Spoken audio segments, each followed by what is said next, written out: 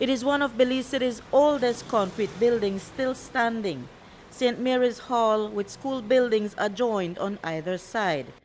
Thousands of students have passed through the gates as well as these classrooms at St. Mary's Primary over the decades.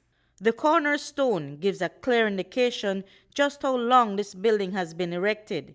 It was officially opened on May 8, 1930, when Belize was still under colonial rule. But this landmark has reached its twilight and is no longer deemed safe for occupancy. General Manager for Anglican Schools, Dr. Jeremy Cayetano, said that engineers initially apprised them of the situation on the last day of school back in June. A second opinion came later. The results of the appraisal or the assessment came back to say that they would not recommend that students be allowed to use the buildings. We had a second appraisal done, primarily because we wanted to see if there was any way we could shore up the building to be able to safely use it for some time, at least a year, while we source the funds to rebuild the building. The second appraisal came back to say they would not recommend that we do that, and that caused us to spring into action. The Anglican Diocese is in the process of acquiring 4 temporary wooden buildings, the first of which should arrive at the end of this month so that children can return and engage in physical interactions. Yesterday, our students and our parents came to school.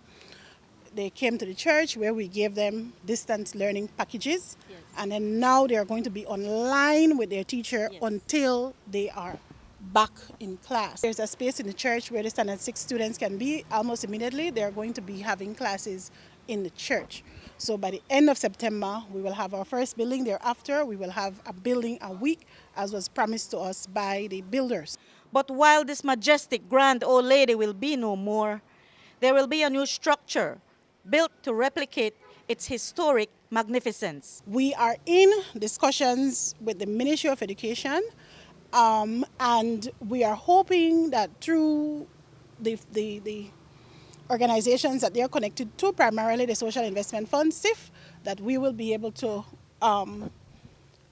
garner funds to build. And we're hoping to rebuild as is. We don't want to lose the structure due to the historic value. The historical value that Cayetano makes reference to is where past students, including Bernard Clare, got their head start in life. In his case, that's several decades ago. My mother will be 97 in November. Everybody's supposed to know me, right?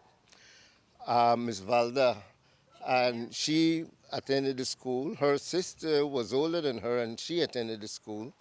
And so did most of the family. We kept assemblies in the hall, and that was a big thing for us. Every day, all the time.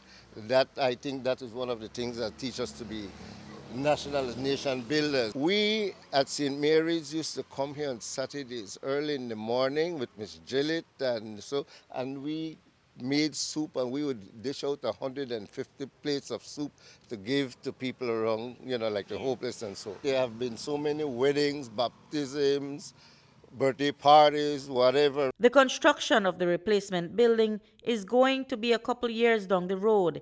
It's going to cost a pretty penny to demolish the derelict building and build a new one. Estimates have been set at almost $4 million. Reporting for News 5, I'm Marion Ali.